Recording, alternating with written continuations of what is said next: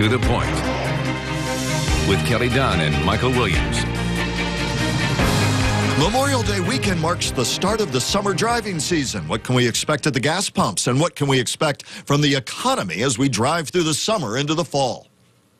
Good morning and welcome. We're hitting the halfway mark in 2012. A good time to check where we've been and where the economy may be heading. We'll be looking at everything from the cost of living to the fields where jobs will be growing. And joining us today to discuss this, Greta Van Unruh, the Executive Director of the Economic Development Research Institute, which is a nonpartisan think tank studying the South Florida economy, if I can spit it out. And Dave Wentley, an investment advisor with Wentley Financial. Thank you both for being here today. Thank you. Let's start off with gas prices. Who would have thought they'd be this low Memorial Day weekend? Right. Well, you remember the spike we saw in February, brought on mostly by the unrest in the Middle East. But what we've seen, I think it's due to an economic slowdown globally. That's the concern. And the confrontation with Iran seems to be less and less. So we have a surprise. We've actually seen the price going down the last couple of weeks. And I think, that puts money into people's wallets, and that's a good thing. Absolutely. And that, of course, will all play into the economic and political picture later this fall, which we'll talk about. Ms. Unruh, talk about that, how much the difference in gas prices, while in absolute terms, Kelly and I were laughing, you used to say $3.49 a gallon gas. My goodness, now looks pretty good compared to where it was. How much do you see that being a boost going forward if we maintain that price level or lower? Well, I think even if it creeps up a bit, people are still going to be out there spending. The consumer has really come back. We've gone from, at the height of the boom, a zero savings rate up to 6%, and now back down to about 3.5%. People saving money. So that means that other 3%, they're spending. So I think we'll make our way through the summer, and we'll still see some economic growth there from spending. And what are they buying? Well, I haven't looked at all those figures right now, but we know that car sales have been up. Talk about Florida, the legs of the economy. Tourism, number one, $67 billion a year. Industry, construction, which of course fell off the map during the height of the recession. Take a look at the landscape from sort of that 50,000 foot level. How is the economy recovering here? How quickly? And as we look at those major legs, tourism, construction being prime, what do you see going forward? Well, construction, you kind of hit the nail on the head there. South Florida was one of the epicenters of the collapse of the real estate market. We are so dependent on construction, so we fell very hard. But if you start to look at the data, construction is coming back. It's coming back, albeit somewhat slowly, but we are seeing more and more development.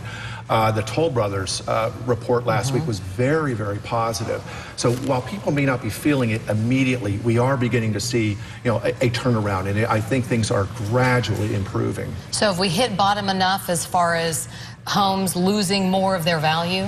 I believe so. I believe so. I think, somebody said the other day that it's becoming less and less of a buyer's market.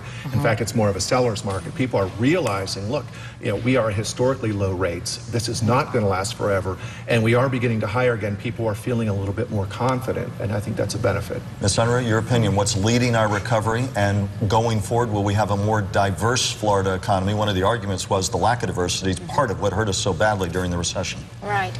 Well, I would have to say that the recovery is meeting our low expectations. So, kernel of optimism somewhere in there.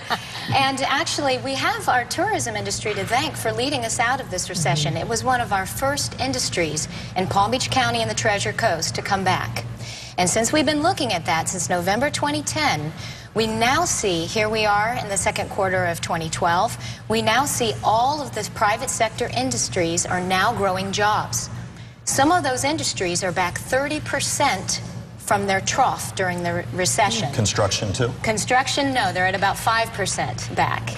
So you can see, though, at that growth rate, we still have a few years ahead. But what we're seeing is slow and steady growth, some industries more than others, and we're watching that very closely as we move forward. So talk about the specific fields. What's really booming now, according to our low expectations? Right. Well, administrative and support services are one of our high performers. Again, tourism has been a mixed bag a little bit over this last year, but still very strong. There's just a variety of, they're all growing.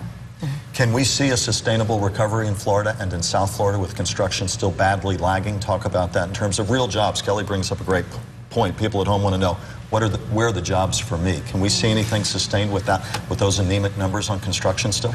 I would think not. I would think you need to see construction coming up. But again, as Greta said, we are moving forward, and it has been slow, but it's been a very, very deep and very painful recession. Some of the smaller businesses we're seeing coming back are in the computer, internet software field. Certainly law firms, healthcare seem to be hiring. One thing we always look at is online job postings. You know, where are the jobs being posted, and not only who is hiring, but how many jobs are being posted. You know, who's looking for jobs and how many are there?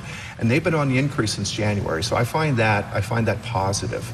But do you think that that's appealing to a segment of the unemployed population that is going to have to make a decision of, all right, well, I did this and I made this, and now I have to do this because I have to have a job? I mean, are we continuing to see more that are underemployed? Well, actually, there are a lot of jobs in that area that we've seen a lot of high growth and some service-oriented jobs, people just trying to get back to work. But we do have some industry segments in Palm Beach County and the Treasure Coast, like education and health services. These industries never went down during this recession. They hired all the way through and have continued to grow. So there are some hot spots to look at in our local economy if you're thinking of changing and increasing your skill base and moving into a different sector. Administrative, healthcare, those are among the places. Some technology thrown in there as well. Construction we want to see come back. Do you have raw numbers on what we've seen in terms of job growth year over year? Does anything jump out at you? Year over year, it's up. It's up. I don't want to recite, I don't have the statistics that you have in your mind. But if you look at the growth, I think we're up roughly 2.2% over last year. It does sound weak, but it's positive. And I think as long as we continue on that path upward, we will see improvement. I'm somewhat optimistic about the next 2-3 years here in South Florida. I do see us coming out of it and coming back quite strongly. I know you mentioned healthcare. It was funny, speaking to a woman when I was out shopping last weekend, she burst into tears. She had just lost her job with Martin Memorial up in Stewart, and they had had a round of layoffs. And she was just desperate because her husband's also still trying to find work. So, you know, when we say, okay, healthcare is still what? Like, is really specifically, I know you can't just say, hey, call this number and get these jobs, but I mean, really narrow it down if you can for those who are watching. Well, goodness, you know, we have a local organization called Workforce Alliance of Palm Beach County, and this is what they do. And they have these numbers broken down within that industry sector. So we might not have the statistics here today, but all your viewers can go to Workforce Alliance of Palm Beach County's website and get this information. And along the Treasure Coast, we want to quickly add as well. And the Treasure, absolutely. And what is your best advice? Again, and we know it has to be at a sort of a high 50,000-foot level. You're not here to job counsel, but people sitting at home saying, wow, I'm having trouble getting traction. Sort of sum up what you've said thus far. What do you direct them to do? What would be general advice for the person sitting there who's either underemployed, as Kelly points out, or unemployed? Where would you say, go here first, look here first? All I can tell you is what the folks that have been successful and have made it through this recession have done in small businesses and others. They've looked to enhance their skills where they can. For 21st century jobs. I mean, we are diversifying our economy here in Palm Beach County, and some of these higher tech jobs are coming, and we need a workforce that's prepared to fill them. Other things that people can do, things that they did in their previous job, is there another industry, or can they expand their market, their personal market? So they may have done have a skill set to do one thing in one job sector.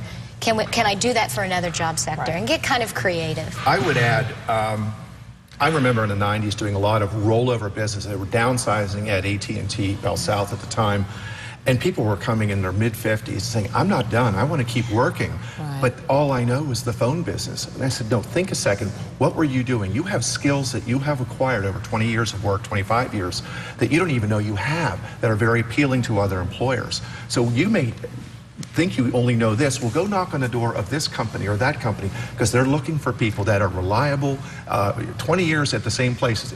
To me, that I want to talk to that person if I'm hiring. Boil it down, how much job growth would you see in the next few years? Will construction ultimately jumpstart and lead the way? And you keep talking job growth, but what about wage growth? A lot of people say it's stagnant and we're in a permanent phase where you're going to have to accept less on the job market. That may be the case, Michael.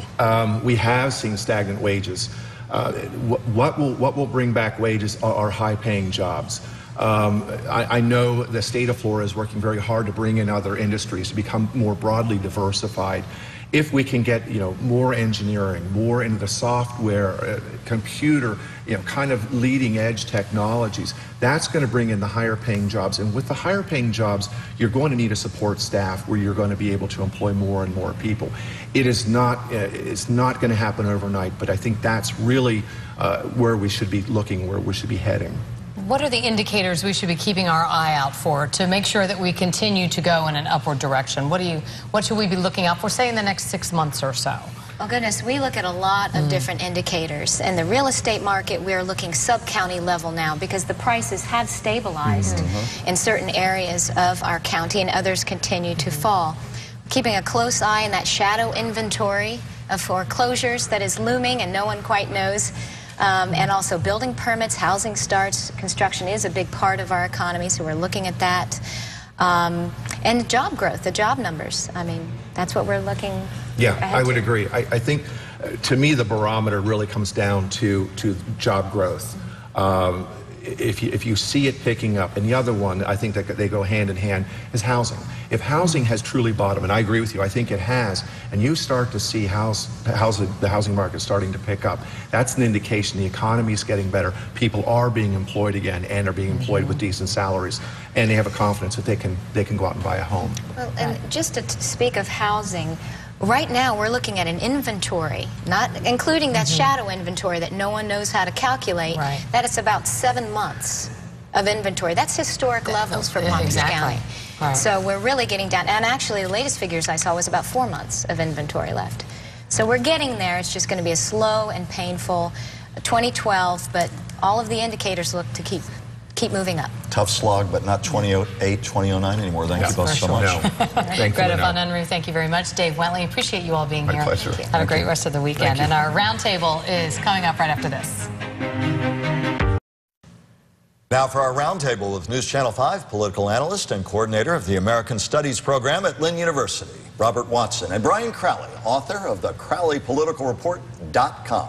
Thank you, gentlemen, for being here as always. We've been talking about the economy. Certainly, it's going to be a big factor in the election, and it is in a new Quinnipiac poll that we want to discuss right now. It has Republicans smiling. It shows Mitt Romney has gone from a 6-point deficit against President Obama in March to a 6-point lead, 47-41. The two men were virtually tied in a May 3rd survey of Florida. The president held a 7-point lead back in late March. Now, the poll also finds that if Romney were to pick Senator Marco Rubio as his running mate, the pick would add 2 points to Romney's lead. Peter Brown of Quinnipiac says President Obama lost both men and women voters who believe Romney will do a better job handling the economy. Women went from strong Obama to even. Men went from even to strong Romney. Don't look at it as what changed women. It's what changed voters. What changed voters is, again, cap on economic optimism. Romney clinched the nomination. Republicans came home. Brown says that President Obama has to win the independent vote, has to turn out African Americans in larger numbers than he did 4 years ago. Would you agree with that assessment? I would agree with that part of the assessment. I think it's also interesting to note that the following day, a poll came out from NBC in Marist that said that Obama was leading in Florida, 48-44. So, we have two different polls that come up with two different results. So, which I think suggests very strongly, as we all know, that this is a very close election, that voters are, moving day by day. I mean, and the fact of the matter is that most voters are not concentrating very hard on this election. They're concentrating more on what they're paying at the gas pump, whether or not they've still got a job. As the folks before us were talking about the economy, they care deeply about the economy. And so I think if you combine the two polls, I think what you reflect is an electorate that's still undecided in a lot of ways. For all the static that's in a major campaign like this, fundamentally, it still comes down to what our two prior guests talked about, how people are going to feel about their pocketbooks in November, whatever the latest polls say. Talk Well, about that. We've been saying for months on this program, the economy will be issue number one this fall. 2 and 3, probably. 1, 2, and 3, that's right. Even more than national security, which typically dominates the polls. Unless, of course, if something major happens in Iran. But still, gas prices will be an issue. I'm not sure that these numbers show an increase in support for Romney as much as they do. Just frustration over the economy. Still, Mitt Romney will take the numbers any way he can. It's interesting, over the last week, you've seen Paul Begala, James Carville, leading Democratic strategists have been ringing the bell saying the Obama campaign and the Democrats are in for a fight. This is going to be a dogfight. Time to start really raising money. And I think the only impact on Romney of this poll is you've seen he's had some good weeks of fundraising now. He's using these numbers to say, okay, the base, let's get out, we can win this thing. And his money's coming in. I think in Florida, the more troubling aspect of the Quinnipiac poll wasn't necessarily the horse race matchup, but the fact that they found that a bare majority of those surveyed said that they didn't believe that Obama deserved a second term. His approval ratings were low among Florida voters. That's the kind of trend line that should be of more concern to President Obama and his campaign and Democrats in general in Florida, because you can like somebody and still not think they should have a second term. Right. And I think that number there, I find, if I were in their campaign camp, I'd be more concerned about that than the day-to-day up and down of who's ahead. Is that why we're seeing in the campaign the Democrats hammering so heavily on the fact that, fine, if you're not convinced I can do a better job on the economy, beware, from the Democrat point of view, what you'll get with somebody who was in private equity and Bain Capital over the next 4 years. And it's asking all the voters to kind of have a crystal ball moving forward. Well, the best defense is sometimes a good offense, and the Democrats have been doing that. The Obama campaign's been doing that. He wants to tout some of his economic accomplishments. The problem is it reminds people that the economy is still difficult. So they're trying to take it back and compare it when it was under George W. Bush, and they're trying to shift to different issues, social issues, foreign policy issues, and so forth. As an historian, I must say that 1948, Harry Truman was written off, and all the polls said Dewey defeats Truman, and the newspapers were printed, Dewey defeats Truman, and the day of the election, the day after the election, we all woke up and President Truman was in office. So I don't know how much stock we can really... without Robert if we didn't have Truman in the conversation. I don't know how much stock we can really put in the Bringing polls up Marco Rubio in that Quinnipiac poll, how critical is it going to be for Mitt Romney to pick the right VP? Well, you know, the question around picking a running mate is that you don't pick the wrong person as opposed to picking the right person. The right person's fairly easy. Is it somebody that can take his place if need be? When you look at, rather than pick on Sarah Palin, I'll reach all the way back to Dan Quayle. You know, Dan Quayle was a startling pick. George Bush thought he was doing something bold and courageous. It turned out to be a nightmare pick for the campaign. People just looked down their noses at the idea of Dan Quayle.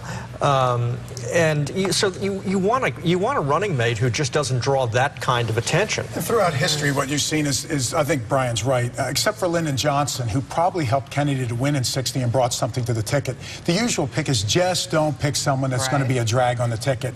And you've seen that throughout history. And there's so many names being floated in Republican circles. There's so many. I think Brian and I are the only two folks who aren't on the short list. It's not a very short list right now. We've got this summer. Kelly and I are working on that. Quickly, talk about the Senate race. Congressman Dave Weldon from the Orlando area jumping into the Republican primary. I can see a lot of people saying, Dave who? Give us a quick primer who he is, and more importantly, what it says about the state of the Republican Senate primary this late in the game. First you, and then Brian to wrap up. I think we're all scratching our heads. Why is this guy jumping in? He wasn't nationally known. He wasn't even statewide. Didn't even have a statewide reputation. It's a crowded field with Lemieux and Mack. Moreover, it's a bad economy, which means there's not a lot of money. It has to be split several ways. It's too late in the game. I think the only question is, I can't imagine anybody would give him a shot. The only question is, which of the other two major candidates will he take votes away from? You know, he's a doctor from the Orlando area who spent, I believe it was about 10 years in Congress, has been out of office for a while now. He came out of the blue. I haven't spoken to a single Republican who says, oh God, Weldon's going to shake up the race. You know, we were talking off camera, unless Dave Weldon has either has his own personal money, which I don't think he does, or has a super PAC out there that's willing to spend a couple of $1 million on his campaign, I just don't see where the Weldon candidacy is going to go. But in the U.S. Senate race in Florida on the Republican side, this has been a very odd year. Oh, it really has. Mitt Romney's already stepped in for Mack, and others folks have. So this, you know, I'm not sure what Weldon's purpose is in running. Don't leave those chairs. It's going to be an interesting summer and fall, gentlemen. We'll be back to wrap it up in a moment. In our remaining moments, first, the Watson wrap-up. Well, we just saw the most underwhelming presidential endorsement in history. George W. Bush is walking into an elevator. The press say, "Are you endorsing Romney?" He says, "I like Mitt Romney," and the elevator doors close halfway through the statement. So there it is. Crowley closer. Well, some of our viewers may be aware that the King of Spain got in a little hot water in his country when he went on a elephant trip in Botswana, killed an elephant, spent a lot of dough. The people of Spain were outraged. They thought he should quit the throne. Last week, Governor Scott goes to visit the king in Spain, and I have on Crowley Political Report video of the governor going in there and saying, you know, I've never shot, and I've ridden an elephant, but I've never shot one before. And the conversation goes on from there. It's a very fascinating video that also has a video of a Jon Stewart Daily Show kind of thing that's also done in Spain. The governor doesn't look very good. Ryan Crowley reaching across the globe to connect the dots for us. On CrowleyPoliticalReport.com. That's a great video. You should see it. That's it for us. We thank you, as always, for joining us. We wish you and yours a great weekend. Bye-bye. See you next week.